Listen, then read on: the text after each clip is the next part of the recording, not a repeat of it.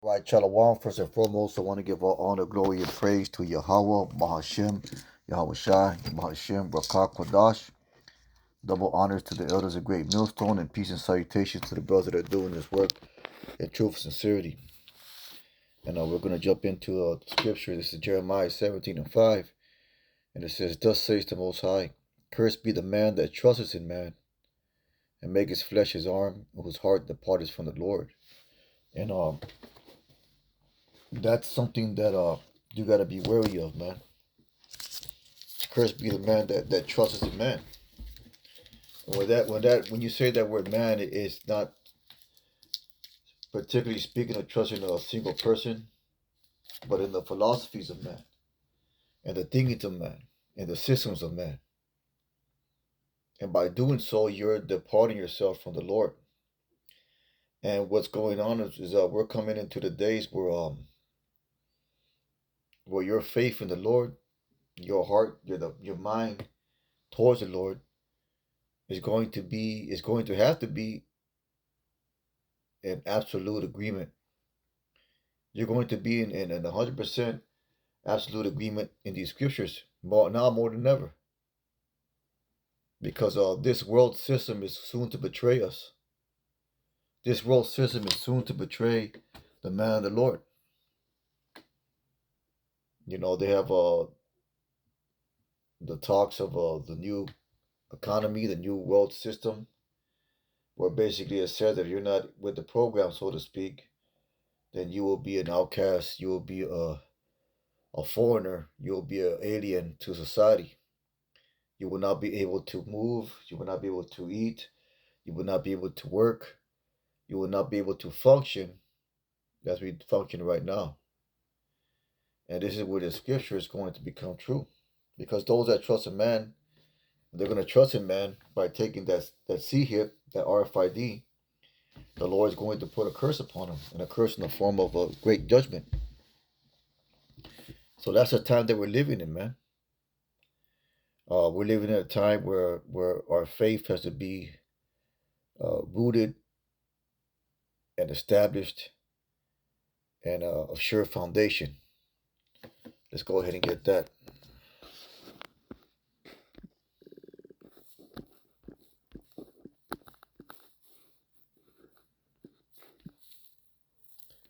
Salak. So this is 1 Corinthians 3 and 9. And this is speaking about brothers in the truth, man. Brothers that are doing the work. You know, they're going to be the men that trust not in man. You know, we spoke about how that represent philosophies and systems and governments. It says, For we are laborers together with Yahweh. Ye are Yahweh's husbandry. Ye are Yahweh's building. And every building needs what? A foundation. And that foundation is Yahweh Shai.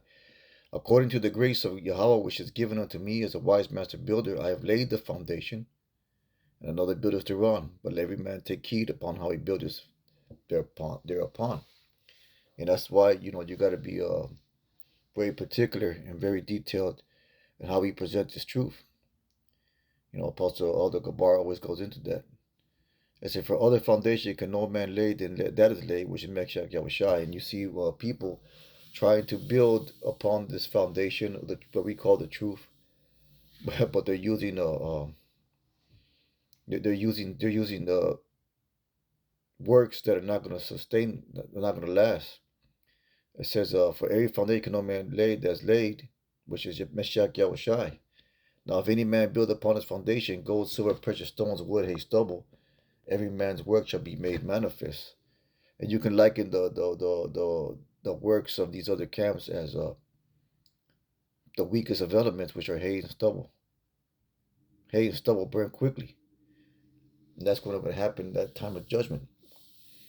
Every man's work shall be manifest, for the day shall declare it, because it shall be revealed by fire. See, and fire burns hay, fire burns stubble, fire burns wood. But gold, silver, and precious stones remain. And the fire shall try every man's work of what sort it is. If any man's work abide which he has built upon, he shall receive a reward. If any man's work shall be burned, he shall suffer loss, but he himself be saved, yet that soul is by fire. You know, because 2/3 of our people, they're going to be destroyed by fire, but ultimately all Israel will be saved. But the point of the lesson is this: we're coming into a time where you're going to have to abandon the world system and abandon your life in general, man, and establish yourself on Yahweh Shai. The full reliance is going to be on Him. Let's get 2 Timothy 2:9, I think it is. This is 2 Timothy 2:9. What is it, 9? Salak. Hold up. So this is 2 Timothy 2:19, speaking of the foundation. It says, nevertheless, the foundation of Yahweh standeth sure, having this seal. The Lord knows them that are His. And let everyone that nameth the name of Yahweh Shai depart from iniquity. But in a great house there are not only vessels of gold and of silver, but also wood and of earth, and some to honor and some to dishonor. And a man therefore purge himself from these. He shall be a vessel to honor, sanctified, and meet for the master's use, and prepared unto every good work. Now, this goes back to the previous scripture where your works are going to be tried in fire. Works of stubble and wood and hay. Those are the weak works, or the works that are not strong, the works that are of weak substance, weak material. And those works are not going to last, because the elect are going to have the works of gold and silver, of the works that stand through that fire. So if any man therefore purge himself from these, he shall be a vessel to honor. And then this is an important scripture right here, because it speaks about purging yourself from wickedness, and you can say purging yourself from the world system. Right now we're allowed to be users of the world, but not abusers. You're allowed to, you're not allowed. We go out there and we render unto Caesar what is Caesar's for the time being. But there's going to come a time where they're going to demand that you go against the Lord in order to be in this society. And that's why we brought out Jeremiah 17:5. Trusting no man. It says, man therefore purge himself from these shall be a vessel to honor, sanctified and meet for the master's use, prepared unto every good work. And that good work are going to be the works of gold and silver and of stone, like we read in the previous scriptures. And flee also youthful lust, but follow righteousness, faith, charity, peace with them that call the Lord out of pure heart. So that's the goal, man. That's what we're striving for. We're not striving to trust in man. Let's get Psalm 2:9. And that's ultimately what two of our people are going to do. They're going to trust in man. It says Psalm 62:9. It says, we'll start at verse 6.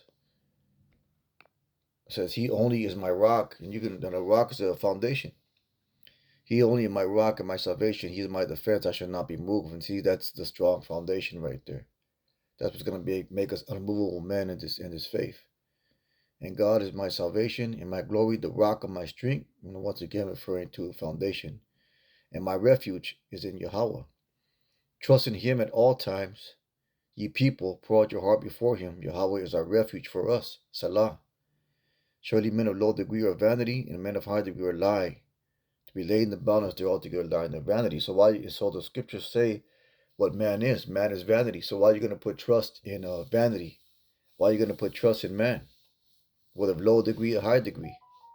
You're wasting your time trusting that, man. Because how many times have you been done dirty by somebody? How many times have you been done dirty because you trusted an individual to stand on their own integrity and performing an action? You stood in your integrity and you did what was required of you. But when it came time for those individuals to stand on their integrity, they fell short. So, and that what did that show? That teaches you a lesson not to trust in people, man. Let's go ahead and get so how much how much more are we to trust in the Lord? We're supposed to trust in the Lord for all things. He's going to be our sure foundation. So let's go ahead and get Psalms 146 and 3. This is Psalms 146 and 3, and it says, "Put not your trust in princesses, knowing the Son of Man in whom there is no help. His breast goes forth, he returns to his earth, and that very day his thoughts perish. Happy is he that has Yahweh of Jacob for his help, the God of Israel, whose hopes in the Lord is power." So that's what it is, man. We're coming to that time where our happiness is going to be that we trusted in the Lord. You're gonna. It's a sure bet.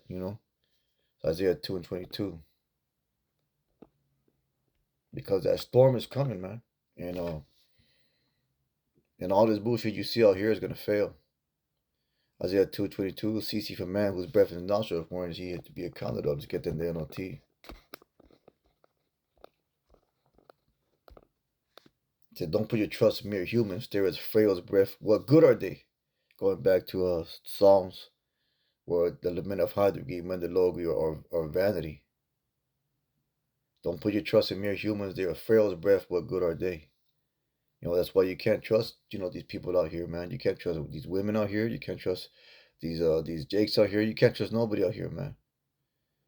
The only thing that you can really trust is Yahweh Shai, and brothers. But even the scripture said that you gotta prove a brother, you gotta prove a friend, because we run into false brothers, man. We run into false brothers who present themselves as men of integrity, and when it comes down to acting upon that integrity, they just turn into niggers, man. But that's what it is. That's lessons to be learned. Let's get Isaiah 30:17, the KJV.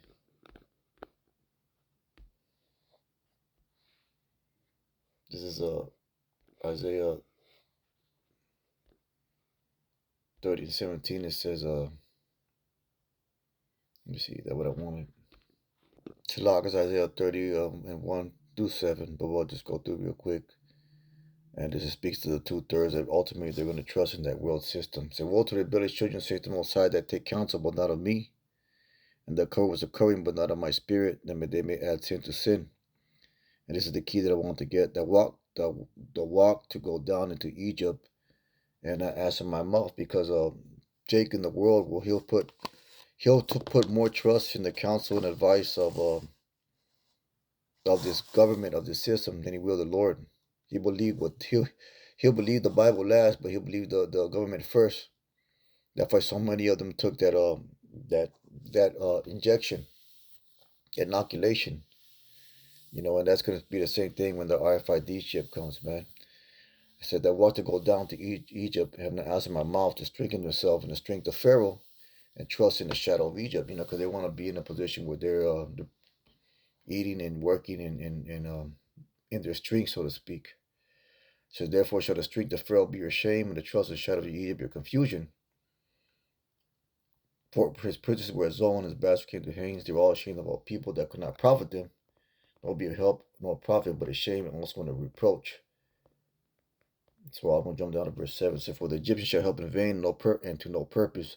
Therefore I cry concerning this, their strength is to sit still." So for the Egyptians, the point is, for the Egyptians shall help in vain and to no purpose.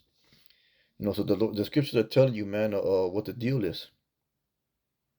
And where to put your ultimate trust. Your ultimate trust in faith should be in the having that firm foundation in the scriptures, man. And that's what that truth is. Let's get Matthew 7:24. We'll close it out on that.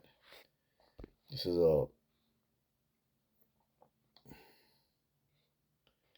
Matthew 7:24. It says, "Therefore, whosoever these sayings of mine and doeth them more like unto a wise man which built his house upon a rock."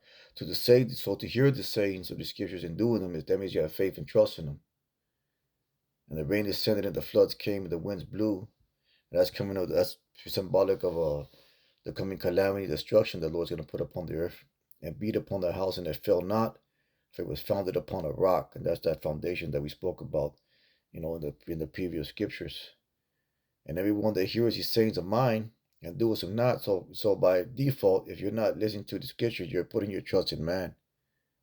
Shall be likened to a foolish man who built his house upon the sand, and the rain descended, and the floods came, and the winds blew, and beat upon the house, and it fell, and great was the fall of it.